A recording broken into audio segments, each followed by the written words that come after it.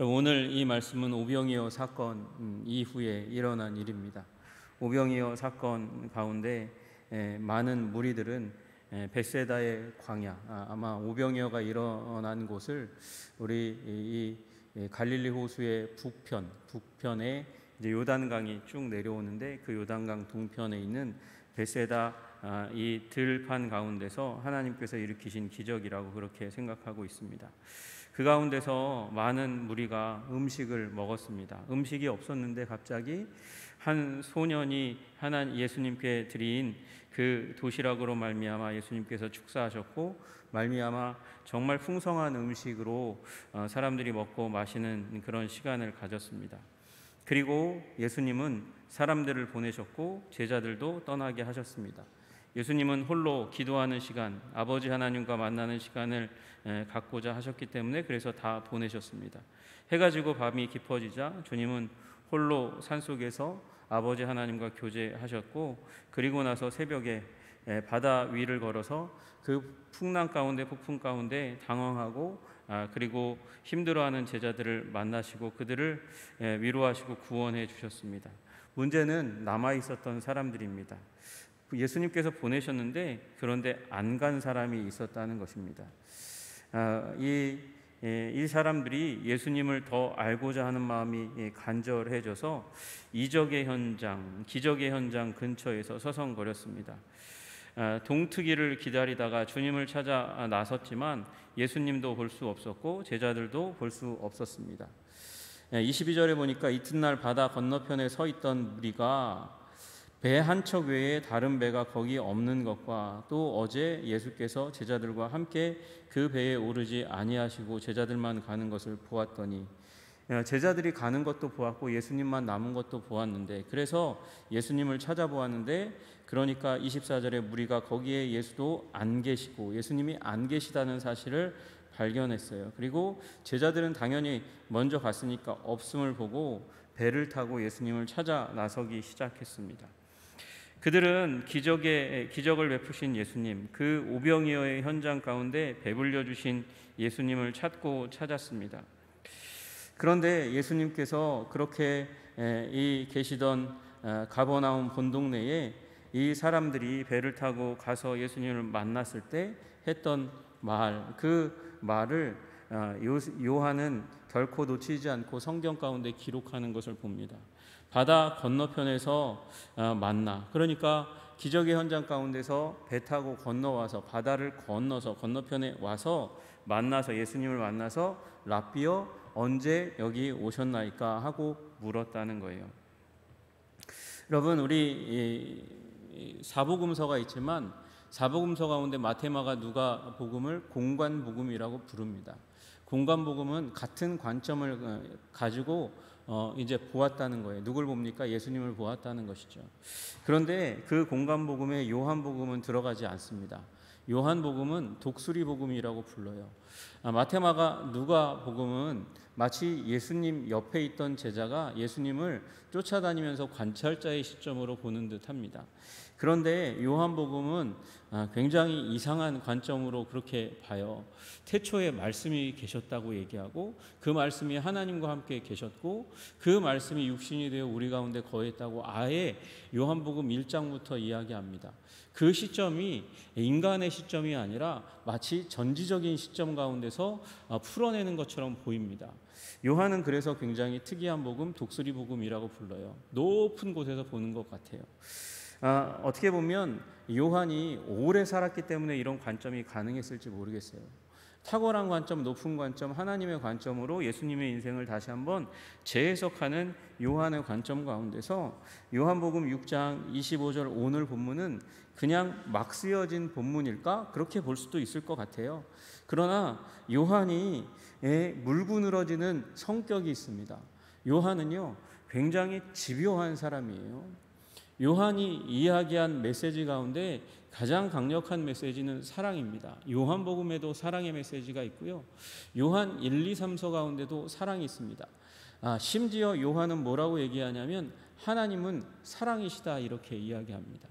요한이 인생의 마지막 가운데 그의 인생을 마무리하려고 할 때, 그래서 요한이 이제 제자들에게 요한 공동체라고 불리우는 요한을 따르던 특별한 그룹의 제자 무리가 있었어요.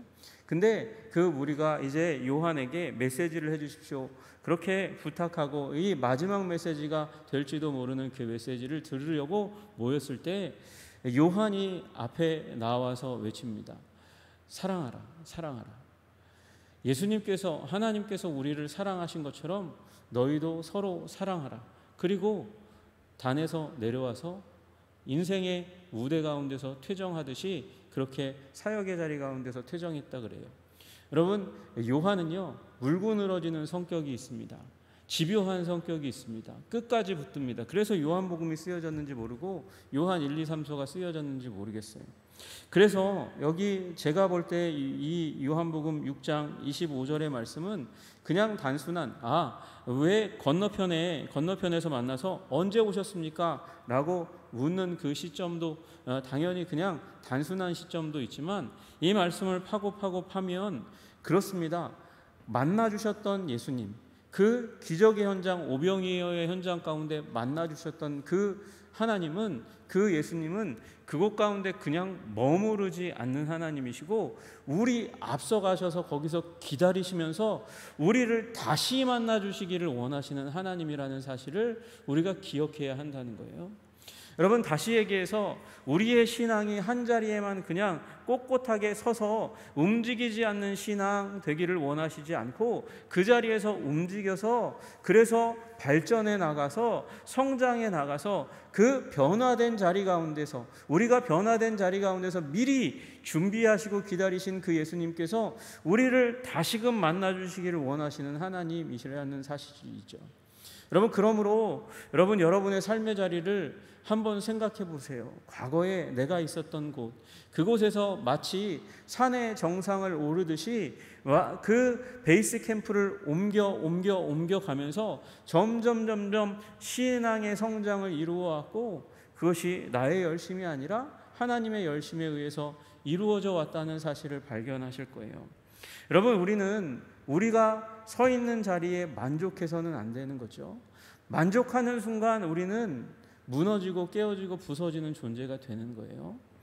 여러분, 그 당시에 유대 종교 지도자들, 서기관과 바리새인들을 생각해 보세요. 그들은 적을 물리치고 그들을 높이 올려줄 왕을 찾고 있었고요, 메시아를 대망하고 있었습니다. 메시아에 대한 위대한 소망을 유대 종교 지도자들은 다 가지고 있었습니다. 그가 오시면 유대 민족의 권능을 가지고 올 것이고 구원할 것이고, 그래서 결국은 로마로부터 자유를 주실 거라는 믿음이 있었어요. 그러나 그 믿음에서 단 한 발자국도 나아가지 않고 자신의 건축해 놓은 성 가운데서 머물러 있기를 원하는 사람처럼 예수님께 전혀 나아가지 않는 모습을 보이게 됩니다. 여러분, 민족의 약속된 메시아 예수님께서 오셨을 때 그들은 바다 건너편을 향해서 가서 주님을 만나려 했습니까? 그렇지 않았어요. 예수님은 그들의 진지 가운데서 나와서 하나님께로 더 가까이 오라고, 나를 만나라고 말씀하시는 그 수많은 말씀을 하셨는데 그들은 듣지 않았습니다. 어떻게 말씀하셨어요? 화 있을진저라고 말씀하시면서 그 자리에 그대로 있으면 멸망한다라고 말씀하셨어요.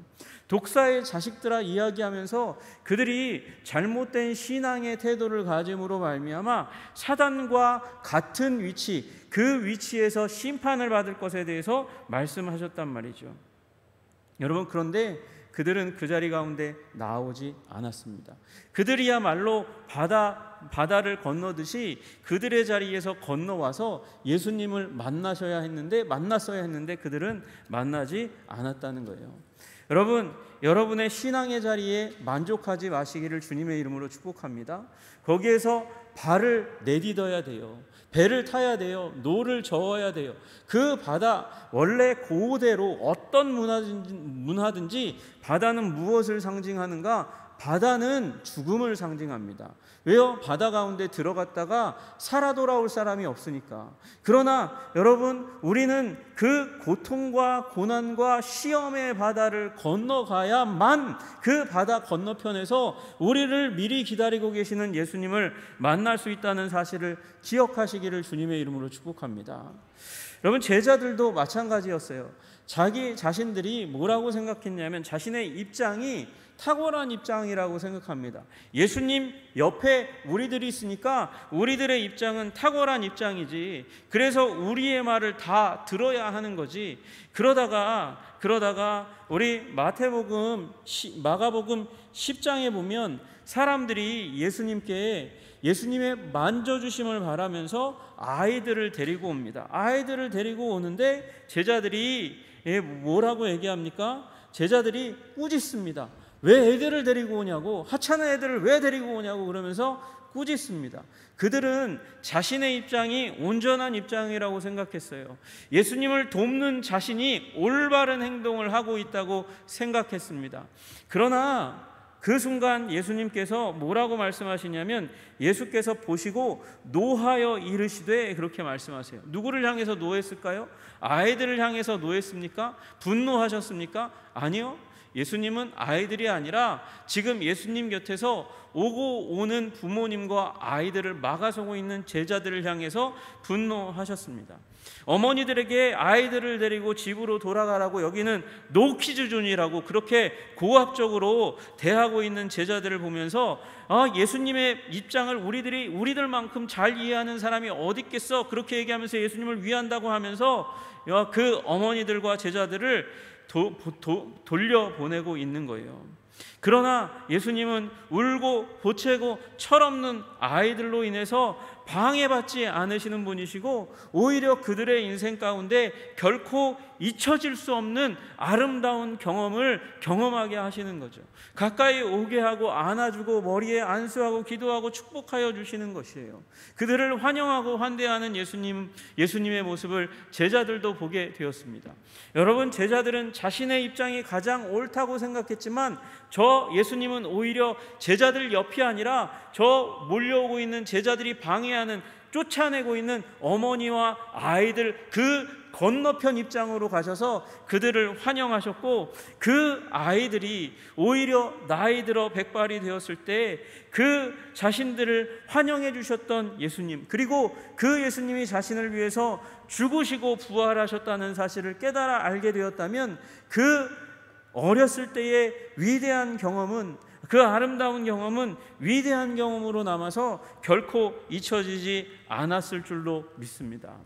여러분, 제자들은 자신의 입장에서 건너가야 했어요. 예수님이 서 있는 그 자리, 어린아이와 어머니의 자리 가운데 가야 했었던 것이죠.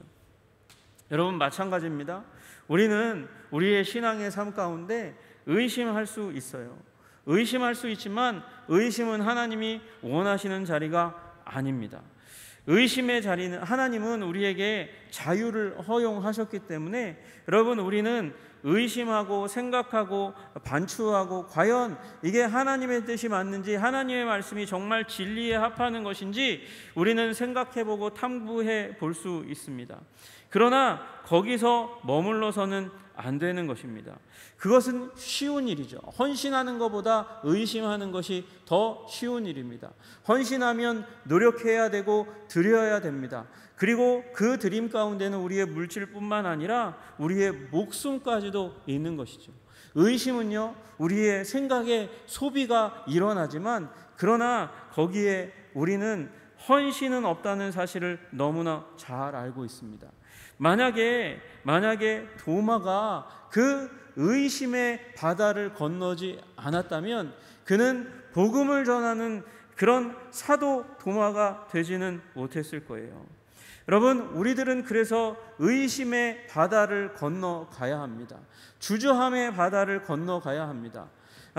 도마도 힘들었을 거예요. 나머지 제자들이 얘기하잖아요.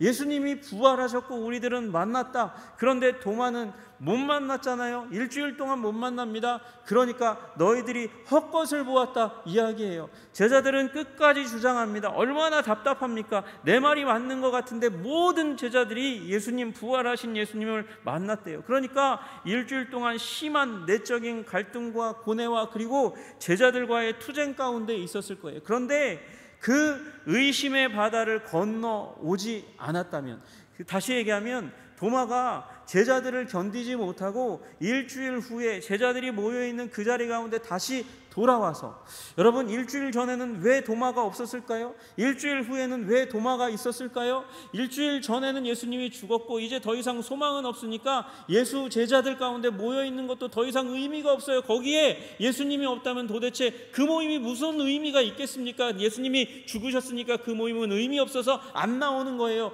불신과 좌절과 의심으로 똘똘 뭉쳐 있는데 일주일간 그 의심이 계속해서 깨뜨리고 싶었지만 도저히 자신은 믿어지지 않는 거예요. 그 바다를 건너기 위해서 이 도마는 어디에 옵니까? 제자들, 부활하신 예수님을 만났다고 하는 그 제자들의 모임 가운데 와서 앉아 있는 거예요. 여러분, 그것이 도마가 의심의 바다를 넘고자 했던 시도였던 것이죠. 여러분, 우리는 이 예배당 가운데 앉아 있는 게 고역인 사람이 있다는 것을 잘 알고 있습니다. 새파랗게 젊은 목사가 그 많이 배운 것 같지도 않은 그 목사가 얘기하는 그 말을 수많은 사람들이 일주일에 가장 소중한 시간 가운데 나와가지고 듣고 있는 게 굉장히 우스워 보이는 사람도 있을지 모릅니다. 그러나 여러분, 의심의 문제를 해결해야죠. 확신의 삶을 살아가야죠. 이게 정말 하나님의 말씀이라고 한다면 의심을 깨뜨리기 위해서 노력해야죠. 하나님이 부르시는 자리 가운데 나와야죠. 너희가 찾고 찾으면 내가 만나리라고 말씀하셨던 그 약속의 자리 가운데 나와야죠. 여러분, 그래서 도마는 예수님을 만난 거예요. 그래서 의심의 바다를 건너서 확신을 얻고 부활하신 예수님을 붙들고 인생을 살아갈 수 있는 힘을 얻게 된 줄로 믿으시기를 주님의 이름으로 축복합니다. 여러분, 이것이 주님께서 우리에게 도전하시는 바입니다. 그 자리에 머무르지 말라고. 그 자리에서 머무르지 말고 바다를 건너는 것은 힘든 일입니다. 제자들도 그 바다를 건너므로 말미암아 폭풍을 잠잠하게 하시는 권능의 하나님, 창조의 하나님을 경험한 것처럼 그 의심의 바다를 그 예수님을 쫓는 사람들이 건너오지 않았다면 여기 예수님을 만나지 못하는 거죠. 여러분, 우리들도 마찬가지입니다. 내가 옳다고 여기는 그 자리 가운데서 한번 다시금 여겨서 하나님이 정말 원하는 자리가 어디인지 묻고 주님께서 인도하시는 대로 그 길이 위험해 보이는 길이라 할지라도, 힘든 길이라 할지라도 건너와야죠. 죽음의 바다를 건너와야, 의심의 바다를 건너와야, 절망의 바다를 건너와야 거기에서 미리 기다리고 계시는 예수님을 만나게 되는 줄로 믿으시기를 주님의 이름으로 축복합니다. 여러분, 그러므로 결단합시다. 주님 만나기를 결단하겠습니다. 멈추지 않겠습니다. 거기에 서 있지 않겠습니다. 죽음이 나를 기다린다 할지라도, 고통이 나를 기다린다 할지라도, 두려움이 나를 기다린다 할지라도 그 바다를 건너 그곳에서 우리를 기다리고 계신 예수님을 만나겠습니다. 그러면 내가 이미 알고 있었던 그 예수님보다 더 위대한 예수님을 만나게 될 줄로 믿으시기를 주님의 이름으로 축복합니다. 여러분, 그렇죠. 누가요? 도마가요. 그곳에서 예수님은 죽은 예수님으로 알고 있다가 자신의 의심을 이것이 틀릴지도 모른다고 의심하면서 나왔던 그 모임 가운데서 예수님을 만났어요. 그리고 만났던 그 예수님은 더 이상 랍비 예수님도 아니었고 십자가에 그저 죽은 사형당한 사형수 예수님도 아니었습니다. 도마의 입술 가운데 이제 내 옆구리에 너의 손을 넣어보라고, 내 손에 못 박힌 그 손에 너의 손가락을 넣어보라고 말씀하시는 그 예수님을 만나면서 도마는 드디어 예수님에 대한 진정한 신앙의 고백을 하잖아요. 나의 주시오 나의 하나님이시여 라고 고백하는 그 자리 가운데 나아가게 되는 것을 보게 됩니다. 여러분, 사람 때문에 예수님 만나는 것을 방해받지 마시기를 주님의 이름으로 축복합니다. 그가 아무리 누구라 할지라도요, 목사라 할지라도 장로라 할지라도 그로 말미암아 예수님 만나는 걸 방해받지 마시라는 거예요.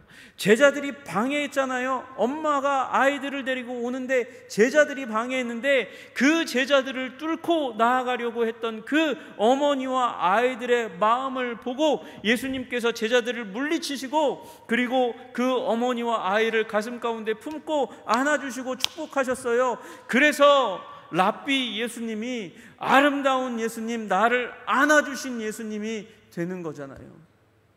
여러분, 그래서 예수님 가까이 나아가시는 여러분 되시기를 주님의 이름으로 축복합니다. 어제 만났던 예수님, 어제 만났던 예수님으로 만족하지 마십시오. 다른 사람이 만났던 예수님, 다른 사람이 만났던 예수님으로 만족하지 마십시오. 기적을 베푸시는 하나님, 여러분이 신유의 기적을 받고 또 경제적인 어려움, 인생의 어려움, 거기로부터 만족함을 받고 구원함을 받은 것, 그러나 거기서 만족하지 마시기를 주님의 이름으로 축복합니다. 나를 위해서 죽으시고 나를 위해서 사랑한다고 말씀하시고 나의 삶을 인도하시는 주님을 만나야 하는 것이죠. 여러분, 그 주님을 가까이, 정말 진정하게 가까이, 예수님을 만났다, 나는 만났다, 나는 이제 예수님이 없다고 얘기할 수 없고 예수님을 떠나서 살 수 있다고 말할 수 없다고 얘기하는 그 지경까지 나와 예수님을 만나시는 여러분 되시기를 주님의 이름으로 축복합니다. 그렇게 계속해서 나아올 때 우리는 천국에서 우리가 죽음의 바다를 건넌 이후에 그 품을 향해 전진해 나아가는 우리들을 품어 안기 위해서 천국에서 우리를 마중 나오시는 예수님을 만나게 될 줄로 믿으시기를 주님의 이름으로 축복합니다. 물론 다 만나겠죠. 예수 믿으면 다 만나지만, 그러나 그렇게 안주하지 않고 계속 바다를 건너 예수님을 만나려고 전진해 나아갔던 사람은 그 예수님과의 마지막 이제 천국에서의 만남 가운데는 더 큰 부요와 기쁨과 아름다움과 권능을 누리게 될 줄로 믿습니다. 여러분, 그러므로 계속해서 바다가 우리 앞에 기다린다 할지라도 그 바다를 건너가 예수님을 만나기로 결단하는 주의 백성 다 되시기를 주님의 이름으로 축복합니다. 기도하겠습니다. 하나님 아버지, 바다를 건너가야만 만났습니다. 하나님, 오병이어의 기적을 경험했고 예수님이 위대한 분이라는 사실도 알았습니다. 그러나 거기서 멈추지 않고 그들이 예수님을 찾아 나아갔습니다. 물론 잘못된 동기가 있었습니다. 떡을 먹은 까닭에 그들이 예수님을 찾아 나섰지만, 그러나 예수님을 또 만나고 더 만나고 거듭해서 만나고 지속적으로 만날 때, 그렇게 예수님을 계속해서 쫓아왔던 사람들은 십자가에서 우리를 위해 죽으신 예수님을 만났고, 그 죽음의 바다를 건너서 우리를 만나주시기 위해 오신 부활하신 예수님을 만났습니다. 그러니 주님, 우리도 계속해서 지속적으로 포기하지 않고 주님 앞으로 나아가는 주의 백성 다 되게 하여 주시옵소서. 예수님 이름 받들어 기도드리옵나이다. 아멘.